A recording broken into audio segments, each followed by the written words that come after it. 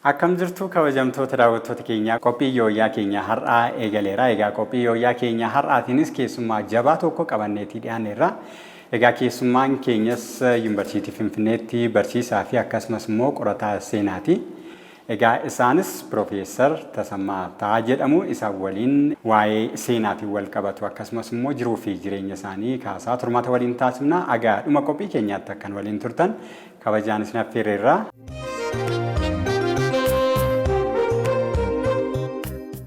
Piroofeesar keessummaa keenya ta'uudhaaf guddaa isin galateeffanna. Isinis na affeeruu keessanii fi keessummaa keessan na godhachuu keessanii baay'een gammada. Tole ulfaadha. Guyyaan itti wal argine guyyaa yaadannoo injifannoo Aduwaati. Mee guyyaa kanas baga geessanii maaliif kabajama laata? Hunda keenya iyyuu baga ittiin nu ga'ee bara 129 kan inni kabajamu. Abbootiin keenya waan guddaa hojjetanii darbanii wanta seenaa keessatti hin irraanfatamne lafa kaa'anii waan darbaniif kana yaadachuun dhaloota amma jiruuf dhaloota dhufutti dabarsuun barbaachisaa jedhee yaada. Seenaawwan baay'ee na duubatti deebitanii qorannoodhaanis waan barsiiftan kanarraa injifannoo akkamiiti amma injifannoon? Barreeffama baay'eetu waa'ee Aduwaa irratti barreeffame. Barreeffama kana keessaatii kaniin yaadadhu tokko wanti cimaa nama bakkeeti kan barreesse Keezlii Haayfoord jedhama. Itoophiyaa Unbound jedha. Itoophiyaan egaa mo'atamuu hin dandeenye saba gurraacha keessaatii seenaa Afrikaa keessatti kan biyya lafaatti warra gurraachaa beeksise keessaatii Itoophiyaadha jedhee barreessa. Maaliifi yeroo sana akkuma beekamu Xaaliyaaniin hamma dandeesse meeshaa ammayyaa hidhattee dhufte lafa kana koloneeffachuudhaaf iddoo kana hundumaa saba kana qabachuudhaaf Eertiraadhaa kaaftee hamma Sumaaleetti achumaanis daarii Sudaaniin geessee hundumaa qabachuuf turte yeroo sana kan dha'ee harkaa buuse Aduwaa irratti injifannoon argamuu isaati. Egaa isin gama qorannootiinis akkasumas immoo gama barnootaanis nama seenaa guddaa qabdanii egaa bu'aa bayii barnootaa guddaa keessas dabarsitanii sadarkaa barsiisummaa TTI duratti jedhamu irraa kaastanii amma sadarkaa piroofeesarummaatti mee ka'umsa keessan mee akaafnu seenaa keessan mee nutti himaa? Baay'ee gaaffiin kun gaaffii bal'aadha. Ani biyya Wallaggaa keessatti Naqamte kan jedhamtu naannaa Naqamtee Jaatoo kan jedhamu keessatti dhaladhe mana barumsaa irraatii fagoon turre manni barumsaa achitti baname yeroo sana jiru tokko Makaane Yesuusi lammaffaan immoo kan mootummaati. Mana barumsaa Makaane Yesuusitti tokkoffaa kaasee hamma ja'aatti baradhe. Hamma ja'a qofaatti gatii jiruufan achitti baradhe. Kana booddee torbaa kaasee immoo mana tamaarii mootummaatti Qadaamaawii Haayila Sillaasee Timirti Beet kan jedhu achittan baradhe. Achi booda gara adeemsa keessa kutaa 10 geessanii kutaa 10 innaa geessan Daarektar mana barumsaa keessanii fi akkasuma abbaa keessan jidduutti garaagarummaa yaadaa ture falmiin tureera. Maaliif falmiin sun? Falmiin kan inni ture maal jedhee ani kutaa 8 ministirii fudhadhee ministirii sana darbeen 9 fi 10 achitti baraagatii yeroon ture sana keessatti barataadhuma jabaan ture achitti 12ffaa fudhachuutu sirra jira. Asuma turtee maqaa mana barumsaa kana kaasuu dandeessaa naan jedhanii Luula Sillaasee Tamaamuu warri jedhan daarekteera achi turanii abbaa koo waamanii maaliif mucaan kee deemuudhaaf jedhaa maaliif akkasitti gadhiiftaa asumatti baratee fixatu jedhanii jennaani maal egaa eegan barsiisee iddoo kanaan ga'e akka yaada isaatiitti yaada isaa guuttatu gadhiisuu dandeessu jedhaniin achumaananii namoota ijoollee 6 taanee Harargee maamraa maasalxanyaa dhanne. Leenjii barsiisota. Iddootti barsiisota leenjisan dhanne. Yeroo achi dhanne sana keessatti isa qeedhaa hojjedhu caalaa naa mijaa'ee ammas 11ffaan bahee 12ffaa keessattis immoo grade distinctioniidhaan fixadhe. Olaanaa jechuudha. Qabxii olaanaadhaan fixadhe. Achi booda barsiisummaadhaan hojii keessan jalqabaa kan ta'e Horroo Guduruu Wallaggaa jaardagaa ijaartee deemta. Yeroo sana Ramaddiin achumaatii kutaa kutaatti maddabu. Kutaa kutaatti yeroo deemaa jedhanii ani Wallaggaan dhaqa jedheeni Jimmarraa Wallaggatti qayyaradhe. Geeddaradheen Jimmarraa Wallaggaan dhaqee achitti gannaa jalqabnee muka dhaabaa turre Naqamte keessa. Achi isa eega finnee booddee gaafa fulbaanni bahu lafa dhaxxanii dhaquun ixaa fuudhuun isinirra jira jennaani fudhannee anaani Asoosaa Sanyoo Gabayaa Timirti Beet kan jedhamtutti na ga'e. Begii keessa na ga'e. Garuu Begiitti kan dhalate mucaanii naa wajjin barate jira. Isaafanii geeddareen Horroo Guduruun hiriyaa koo wajjiniin Horroo Guduruu jaardagaa jaartee dhaqe. Achi booda Haratoo deemtani? Achi booddee xiqqoo iddoon ijaarte jaardagaa jaarmat keessaati. Qilleensi isaa xinnoo natti toluu dinnaani iyyannaa barreeffadheen jijjiirame Haratootti. Haratootti waggaa tokko barsiiseen addana dhufe. Ganna addana dhufeeni koorsii fudhadhe. Koorsii kana immoo barsiisota 900 wajjin koorsii gallee. Koorsii kana keessa immoo warri qabxii guddaa fidanii barachuun danda'u yuunivarsiitii galanii nuun jedhanii jennaan jabaadheedhuma qo'adheen ganna sana guutuu qabxii guddaa fideen achumaanii akka Itoophiyaatti 61tti kan darbudha. Dhaqiitii waggaa tokko barsiisii achitti waraqaasii erginaanaan jedhan ji'a Guraandhalaa keessa waraqaa naan ga'ani. Waraqaan kun immoo yuunivarsiitiin baay'ee gammachuudhaan si fudhateera. Dhuftee Faculty of Education jedhu achitti yeroo sanatti ammas Faculty of Education dhuma barumsa barsiisuuf barattee barsiisuu itti fufuu dandeessanaan jedhanii yennaaniin dhufee 62tti akkuma Habashaatti 62tti gali deebi as. Yeroo sana barnootaan galtan kan barnootaan galee freshmaaniin galee arts stream jedha 4 kiilootti baranna turre. Achitti barachaan ture kan barumsa social saayinsii kanatti adeemu kana seenaa dabalatee ji'oogiraafii dabalatee soosiyooloojii kana dabalatee ekoonoomiksii waan ta'u hunduma isaan fudhadhu. Achi yuunivarsiitiin asumaan isin hambifate kaa? Barnoota BA tokko argachuudhaaf waggaa 7. Waggaa 4 isuma gaa koorsii BAdhaaf ta'u fudhadhee fixuu kooti. Waggaa tokko sarviisii Itoophiyaan yuunivarsiitii sarviis kan jedhu jira. Tajaajila kennuu waggaa tokko dirqama. Waggaa tokko waggaa 3 fixee waggaa tokko tajaajila kenneen waggaa 4ffaa baruudhaaf deebi'ee dhufe. Deebi'ee yeroon dhufee 65ttidha kananii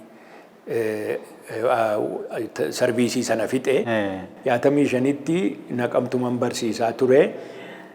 High schoolii olaanaa iddoo olaanaa ga'ee gaamma elementaryidha bahee achitti barsiisaan ture. Achitti 65 yoo dhumu nan dhufee 66tti ittan fufee waggaa 4ffaa.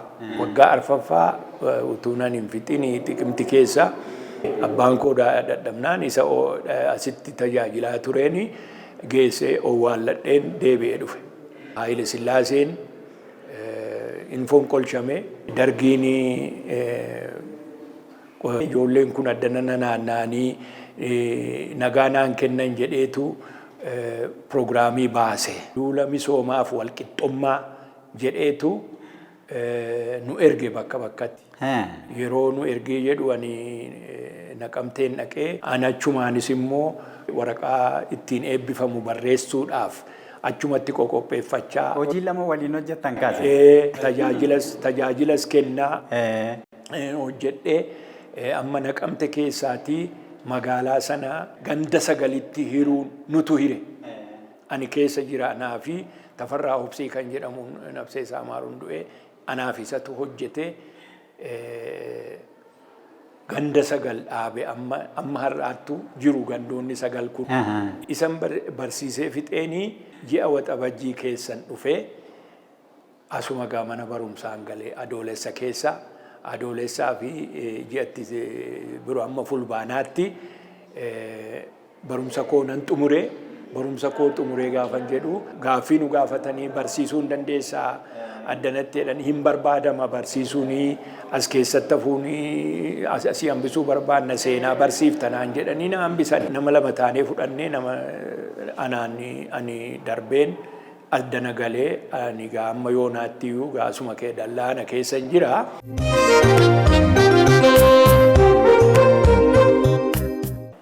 Amma gaa achii kaasee immoo maastersii asittan baradhe waggaa 2 tun biyya faranjiin naqe. Waggaa 2 baradheeni MA asumattan fudhe deemeeni awuraajjaa 6 qaba Wallaggaa awuraajjaa 6 nuu deemeeni. Yeroo awuraajjaa jedhama. Eeyyee. Qorannoo walitti qabuuf achi deemsa. Yeroo awuraajjaa walitti qabaadhumatti 6 Asoosaa dabalatee jechaadha. Awuraajjaa 6 kana keessa deemeeni warra buloo jaarsolii durii jaarsolii ciccimoo gaafadhe. Nan qoradhee afaan Oromootii nan gaafadhaa nan barreeffadhaa yeroo sana waan hin jiru waan ittiin waraabbatan akka keessan kanan jiru ani gaa barreessee dhumanii waan isaan jedhani gaaffii gaafadhee fi gaaffii kanaaf deebii isaan naa kennan barreessee qindeesseeni maastersii koo barreessee The Oromo of Wallaggaa 1910 kan jedhu maastersii barreesseen ittiin eebbifame maastersii kun. Bareeda. Mee kan Michigan sana mee akaafnu PhD yookaan immoo doktorummaa keessan kan fudhattanii akkam ture iyyuu laata amma biyyi ormaa kun xiqqooshii waan garaagaraa chaalenjii yookaan immoo rakkoo isinitti hin ta'u. Waggaa 2ffaa yeroon jalqabu haati warraa koo dhuftee warraa koo wajjiniin turre waggaa 3 achitti waggaa 4. Walumaa galatti achan ture. Achiiti kan baay'ee wadaa barnoota irratti nama rakkisu hin jiru. Maaliif ani immoo gatiin baradhee turee fi barsiisaas gatiin turee fi nan barsiisan ture. Amma namoonni warri piroofeesaroonni nama 400 nama 500 irratti barsiisaniitu kutaatti hiranii immoo nummoo bisheessinaaf waan isaanii hojjetan sana waan isaanii barsiisan sana kunnee kutaa nama 25 faa 24 faa walitti qabneetu isaaniin barsiifna. Sun barnoota isinii ta'a? Hin barsiifnas barattootarraas hin barannaa barsiisaarraas hin barannaa akkuma karaa 2 qaqabnee dhuma baanee yaada. Mee biyya alaa kanatti amma mudannoo afaanii wal qabatee aadaa jaraa faana kan keenya faana garaagarummaa mataasaa qabaachuu danda'a aadaa nyaataa kan biraas garaagarummaa mataasaa qabaata. Waan isin mudate kanan dagadhu waan jettan atanu. Karaa aadaati. Aadaan keenyaaf aadaan isaanii waliin simatu. Waan isaan hojjetan waan isaan kolfisiisu nan kolfisiisu waan isaan dinqu nan dinqu waan isaan immoo waan isaanitti tolu natti hin tolu. Garuu akkuma isaatti gaa walii galtee dhumaanii ani gatiin kutaa 3 kaasee afaan Ingiliffaa baradhee fi waan hundumaa afaan Ingiliffaatiin hin baradhe Ingiliffi nan dhibu walii galtee gochuu nan danda'a barataa wajjinis barsiisaa wajjinis waan yaadu gaafadhee waan an barbaadu fudhachuu nan danda'an ture. Yeroo tokko waa'ee aadaa kana irratti mucaan tokko biskileettaa oofa ture. Biskileettaan kuni yeroo sana gaa fulbaana keessa baalli gogee hin harca'a. Yoon akkas ilaalu baalli ittiin jiru mukatti. Jarri kun qoraaniin rakkatan kaa'edha yaadaan ture. garuu keessi isaa jiidhaadha. Keessi isaa jiidhaadha. Gurbaan biskileettaa oofu kun immoo baala isaarra yeroo oofu baalli isaa kun mucucaatee biskileettaarraa meetirii meeqa darbatamee kufee gangalate. Ani gaasan biyyaa beeku fiigee dhaqee harka isaa qabee achi ol yeroon kaasu who do you are naan jedhe. Ati maal taateeti kanatti na kaaftu maalan ta'e jettee na kaaftati naan jedhee yoosoo gangaladhu jedheen sokke. Tole barnoota keessan kana keessaan baanuu gara piroofeesarummaatti immoo adeemna. Egaa piroofeesarummaatti immoo adeemtan yeroodhaan booda yuunivarsiitii Finfinneettiin deebitanii mee adeemsa maal keessa baatanitti sadarkaa piroofeesarummaaf kan geessan? Sadarkaa kana kan hin gahe yeroo akkuma dhufeen gargaaraa diinii ta'ee ramadamee waggaa 5 hojjedhe. Waggaa 3 immoo diinii kooleejii kanaa ta'een hojjedhe. Lama waliin deemsisuun sun akkamitti waliin deemsisaa turtan laata? Kan hooggansaa sanas kan barre? Murtoo ofirratti murteessuudha. Tajaajila kennuun narra jira. Beekumsa koo kanaanii akka bulchiinsaattis akka barsiisaattis adeemsisuun narra jira jedheetanii hojjechaa ture. Kun egaa kutannoo agarsiisa. Kutannoof murannoo hojii keetti immoo wanta ija qabu hojjechuu yaaluudha. Mindaadhuma si dabalamu bichaa eeguutuun ta'ini mindaa keessana waan si ga'u argattee waanuma si oolchee si bulchu argattee hojii kana sabaaf hojjechuun dabarsitee of kennuun barbaachisaadhuma jedhee yaadanii murtoo godheeran durumaanuu. Egaa isin nama umurii keessan dheeraa gama qorannootiin akkasumas immoo gama barsiisummaatiin dabarsitanii egaa dhaloota baay'ees baaftaniittu mee dhalootaaf haala akkamiitiin waan isin bira jiru kana dabarsiitu of laa tooftaa kam gargaaramtu barattootaa? Ijoolleen yeroo sanaa keessatti hin qo'atu. Waan barsiisaan jedhu sin dhaga'u. Akkasi anaa kana sooshaal miidiyaan kun hin baay'anne, miidiyaan hawaasaa kun hin baay'anne jetteen hin jiru isa ilaaluun dhaqanii moobaayiliin kunis hin jiru yeroo nuyi kutaadhaa gadhiifnu mana matsaafaatti dubbisa kitaabaa deemu. Mana kitaabaatti fiiganii achitti fuula isaanii guutuu matsaafa keessatti awwaalanii barachaa turanii kanaafi qabxii gurguddaa fidanii warri dooktarii ta'anis warri maastersii argatanis baay'ee nu gammachiisanii keessa dabarre. Amma immoo isuma ammaa immoo ani warra maastersii warra PhD gatiin barsiisuu fi warri yeroo sana keessa darbanii dhufanii naqunnamuu isaanii nan gorsa. Isaaniin gorseen akka isaanii dooktareetii isaanii argatani hojjechiisaa jira amma yoonaa baaqqa wanta gaarii wanta ijoollee jajjabduutu jira. Waliigala amma kitaaba meeqa maxxansitaniittu si waliigala? Afaan Oromootiin hundee seenaa uummata Oromoo kan jedhu barreesseera matsaafaa kitaaba barreesseera seenaa maccaas barreesseera documents on Wallagga history kan jedhu የወለጋ የታሪክ ሰነዶቼን አፋን አማርፋtiin barreeffama minilikii fi bulchiinsa Wallaggaa keessa jiraniif kan ergamu kan isaan achi ol ergani kan isaan kun asii gadi ergani isa walitti qabeen faranjii tokko wajjiniini maxxansiise. Kitaaba gara arfan tokko ammayyuu immoo Western Oromo and the Ethiopian State to 1941 kan jedhu Wallaggaa University ni maxxansiisaa jira. Inni documents on Wallaggaa history kan jedhu biyya Xaaliyaaniitti Amaariffisuun Ingiliffatti jijjiiramee guutummaatti gara fuula 460tu mana maxxansaatti kennanii Naapoolii Yuunivarsiitiitti maxxanfamaa jira. Tole, egaa kitaabonni keessan arfaffaadha miti kan yuunivarsiitiin Wallaggaa maxxansiisaa jiru. Isa dokumentoon Wallaggaa history kan jedhu sana keessatti mootii yeroo sana turee fi Kumsaa Morodaa xalayaa walii barreessaa turan argattanii. Kumsaa Morodaatu xalayaa sana barreessaa ture. Asii gadi yeroo ergamu deebii kennaa ture. Abta Maariyaam Kumsaas xalayaa sana barreessee ol ergaa ture. Isaanis xalayaa kana barreessanii gad ergaa turanii hamma dhufee bara Xaaliyaanii ga'uutti wanti kuni hojjetameera. Ragoolee kana amma isin qorannoo kana duras naannaa sanatti taasiftanii iddoo biraa biraattis hojii keessan hojjechaa qorannoo kanas taasisaa turtanii ragaa sana yeroo sana argattan akkamittiin argachuu dandeessan? Yeroo sana argadhe yeroo sana funaan yeroo sana Naqamtetti egaa deebi'aan ture siin hin jenne haa Naqamteen naquu wanta isaan barreessan kana ilaalaan ture. Hanin irraanfanne Maatsantaa Abta Maariyaam jedhaman jiru.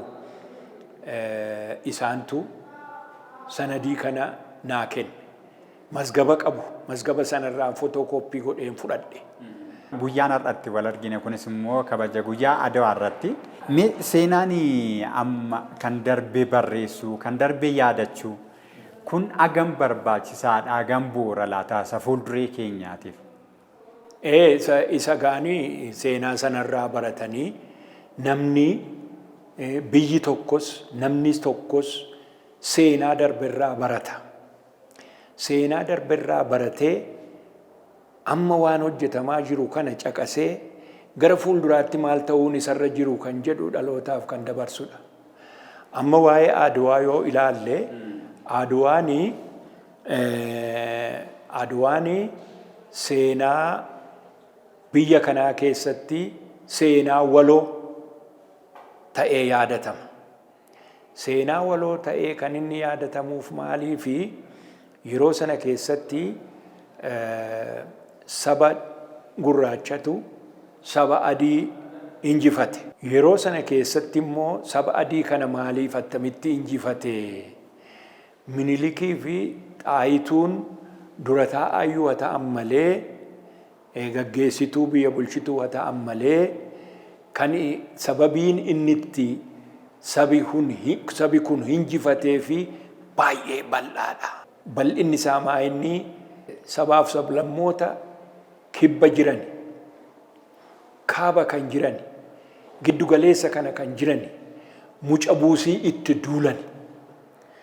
Muca buusii itti duulan eewnsiin jedhu hundunuu garee isaanii hiree isaanii qabu. Kan gaangee fe'u kan farda fe'u jira. Warri fardeenii jiru. Warri fardeenii baay'ee beekamoon jiru. Isaan toora galanii warri galaa baatu toora galanii dubartoonni toora galanii hamma kana fagoo deemanii achitti Xaaliyaanii sana injifachuun baay'ee guddaadha. Biyya kana kan beeksise gara caalu injifannoo Adawaa sana injifannoon Adawaa sun immoo eessaa dhufe yoo itti akka nama sitti metti sabaaf sablammii wal duukaa hiriiranii walirratti lolanii walii lolanii injifatan. Kanarratti fardeen Oromootaa yeroo hundumaa hayyaadataminidha barreessaan tokko. Warra akka Gabayyoo Gurmuu, Gabayyoo Gaboo Gurmuu, warra akka Baalchaa Saafoo, warra akka Abta Goorgis Dilandee, warra akka Mokonnin Walda Mikaa'el Guddisaa amma warra duraan durse fuuldura dhaabatanii muuziyeemii Adawaa keessatti 12 jira ilaaluun danda'a abbaan fedhee achitti siin jechuufan jedhee injifannoon kuni kan sabaati seenaan kunis kan walooti siin jechuun barbaada. Egaa injifannoon sun injifannoo baay'ee ajaa'ibsiisaa ture. Xaaliyaanii egaa meeshaa gurguddaa hidhatee dhufe. Egaa fardaan akkasumas immoo meeshaa aadaatiin ofirraa deebisuun injifannoo guddaadha. Egaa saboota hundatti irratti hirmaates jettanii kutaalee biyyattii hundarrayyuu hundumtuu irratti hirmaachaa ture jettanii yeroo sanatti amma saboonni irratti hirmaatan kun saba Oromoo dabalatee garaagarummaan qabanii laata? Garaagarummaan akkuma jirutti ta'eetu biyyatu sarbameedhanii deemani. Namni biyya dhabee biyya kam ta'a? Biyya dhabuun barbaannu jedhanii deemani. Dhiyeenyumayyuu immoo ofii isaaniitiiyyuu cunqurfamanii rukutamaniiru. Haa ta'uyyuu malee biyya dhabuun barbaannu kan jedhutu sammuu isaanii keessa jira. Kanadha kan isaanii hiriirsise wal duukaa. Inni kun asuma taa'u isa diidaa dhufe sana ofirraa faccifna kan jedhutu jira sammuu loltuu keessa yeroo sana. Mee amma seenaan sun sirriitti barraa'eera laata amma isin dokumentii yookaan ragaawwan baay'ee sagartaniittu amma injifannoon kun sirriittiin qixa kanaan karaa dhaloota darbuun barraa'eera kanaafu maal ta'us qaba? Amma barreessaa jiru namoonni dhiyeenyuma kana amma kan barreeffama isaa dubbiseera amma dhiyeenyuma kana hin eebbifna jedhanii itti qophaa'aa jiru. Akka kana waliin gahee comprehensive baay'ee bal'inaan kan barreesse jira.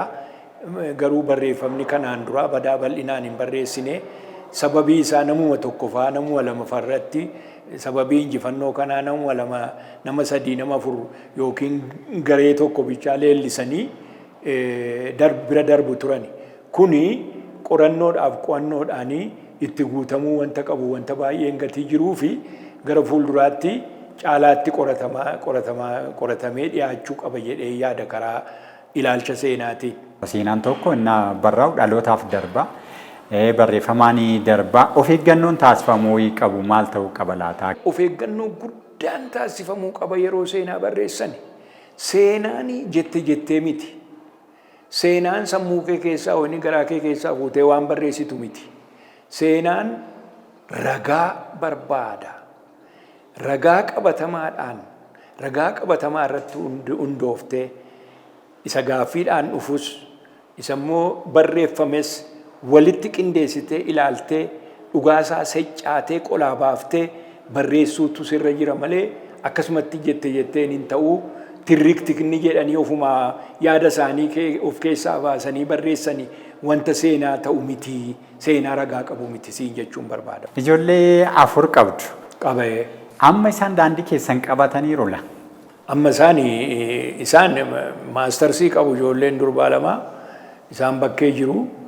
Inni dhiiraas immoo PhD medical doctoriidha. Amma kan inni shaakkalaa jiru public health yoon baradhe waggaa 2 isa sanatti ida'ee biyya gargaaruu nan danda'a jedhee ala jiramu. Gaaddisee fi guddisee noo isaan lakku? Isaan maastarsii qabu. Guddoon biyya Ameerikaanii jirti. Gaaddiseen immoo biyya Kanaadaa jirti. Isaan daandii keessan tarii qabataniiru laata waan seenaa kanarratti bobba'aniiru? Isaan injineerota isaan gara caalu injineeringii fi meedikaaliidha bakka. Gara karaa keenya karaa koorraan hin deemin jiru. Gara fuula duraatti maal yaaddan?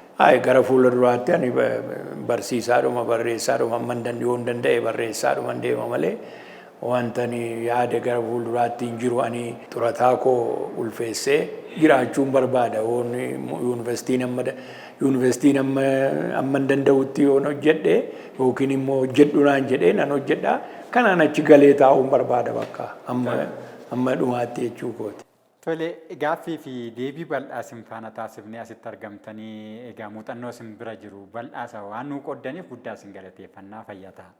Isiniinis baay'een isin galateeffadha. Kana dhaloota dhufu gurra buusuun akka isaan jabaatan gochuu kaka'umsa kennaaf jedhee yaada galatooma. Kabajamtoota daawwattoota keenyaa egaa barsiisaa akkasumas immoo qorataa seenaa kan ta'an Piroofeesar Tasammaa Ta'arraagaa egaa muuxannoo isaaniirra waa guddaa akka qooddatan abdii guddaa qabna. Qophii keenya kanas kanumaan goolabne irraa isinis waan waliin turtaniif guddaa isin galateeffannaa qopheessuudha. Mulgeetaa Tarrafaatii horaa bulaa.